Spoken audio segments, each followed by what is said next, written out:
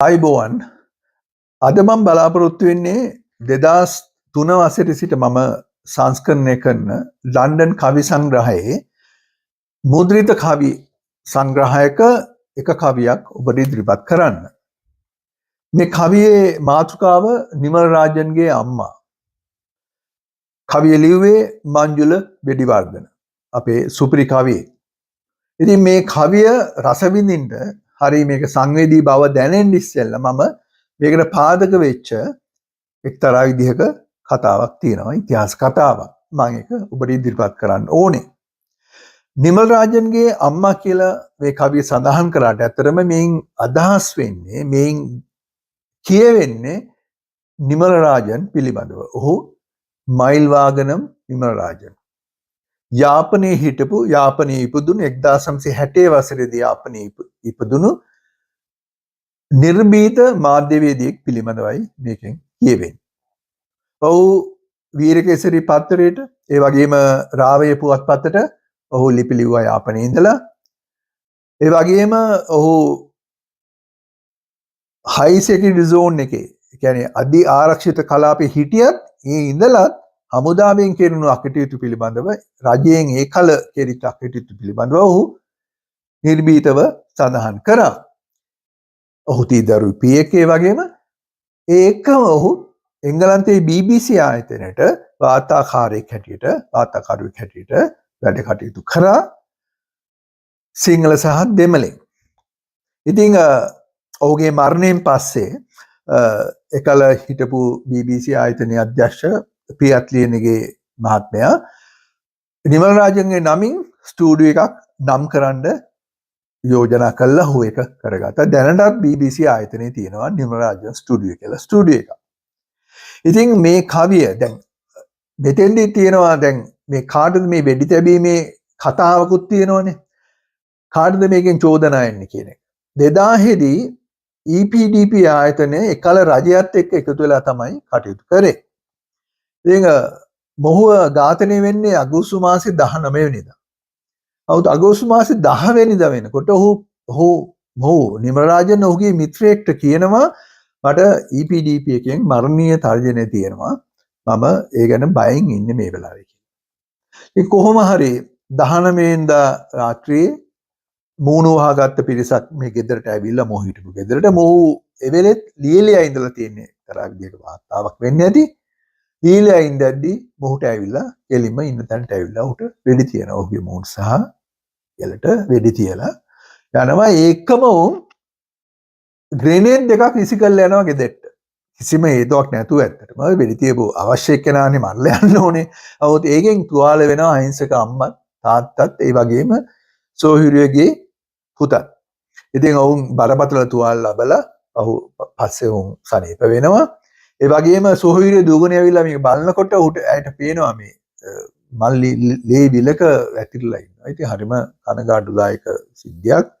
ඉතින් ඕකට කවුද වග කියන්න ඕනි කියලා හැමෝම ඒ ගැන විමසිලිමත් වෙනවා. යාපනයේ ශිෂ්‍ය සංගමයේ, විශ්වවිද්‍යාලයේ සංගමයේ කෙලින්ම EPDP එකට ඇඟිල්ල දික් කරලා ස්ටේට්මන්ට් එකක් නිකුත් කරලා තිබෙනවා. ඒ වගේම හෙලෝ EPRL මම හිතන්නේ ඒගොල්ලොත් ඉදිරිපත් ඇඟිල්ල දික් කරලා තිබ්බා මේගොල්ලන්ට. ඒ වගේම 아무ත් EPDP එකෙන් ඒක ප්‍රතික්ෂේප කරා. ආණ්ඩුවෙන් ඉන්ක්වයරි එකක් තිබ්බා.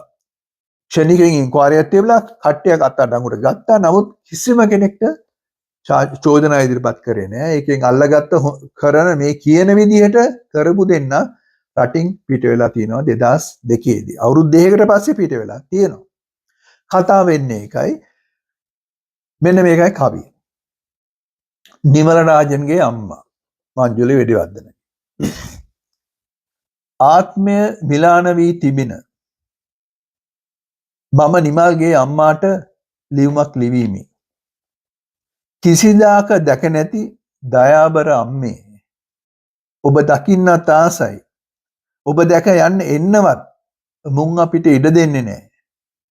අම්මාවරුන්වත් මෙහෙයුන් අඳුරන්නේ. දරුකම කියන දේවත් මේ කිසි කෙනෙක් දන්නේ නැහැ.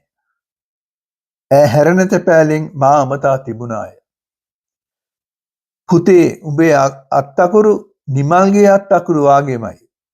ඔබ බලන්නත් ආසයි. ඇයගේ ලිපියෙන් මගේ ආත්මය යලිවරක් විකසිත විය. සියලු බැරියර් බිඳගෙන මම ඇය දකින්නට ගියෙමි. ඇගේ ප්‍රේමය අභියස දෙදනින් වැටි ඉරිතැලුන් දෙපා සිම්බෙමි. අම්මේ ඔබේ දෙපා අපේ අම්මගේ දෙපා වගේමයි. ඇය නැඹුරු වී ස්නේහයේ සුරතින් මහිස පිරිමැද්දාය. පුතේ උඹේ හිස නිමල්ගේ හිස වගේමයි.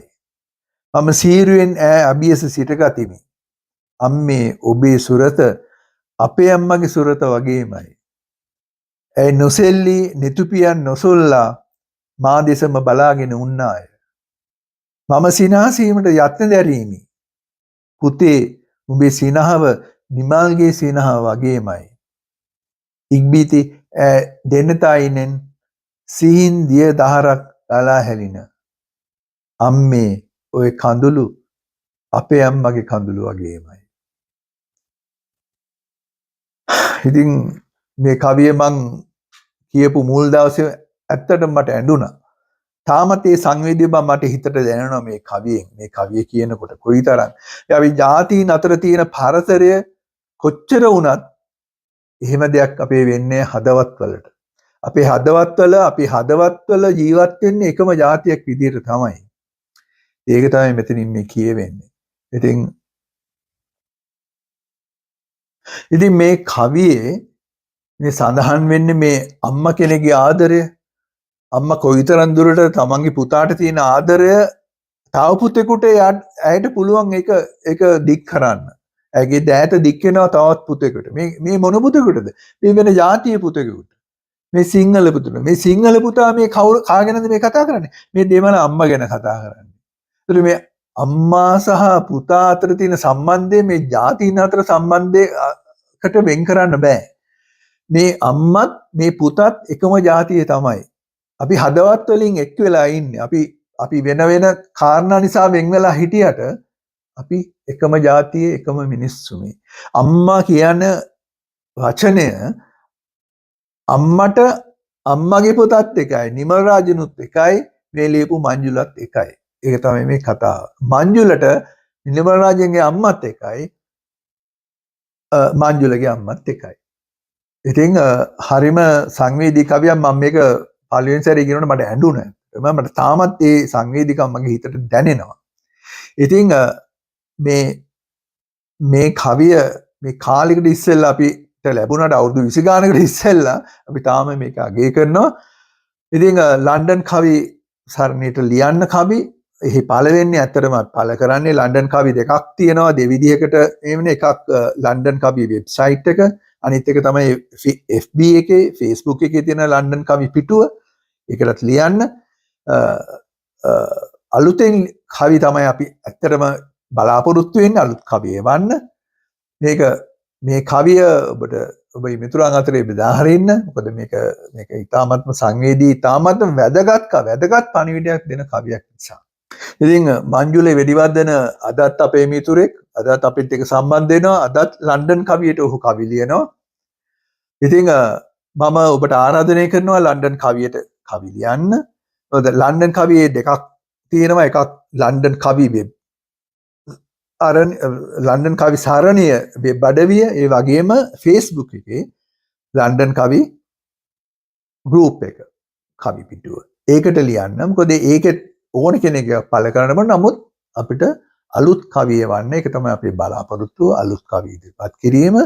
ඉතින් මේක එහාට මෙහාට යවන්න සම්පූර්ණයෙන්. මොකද ලන්ඩන් කවියට වඩා ගෲප් එකේ කවිවල විවේචන සඳහන් කරන්න පුළුවන්.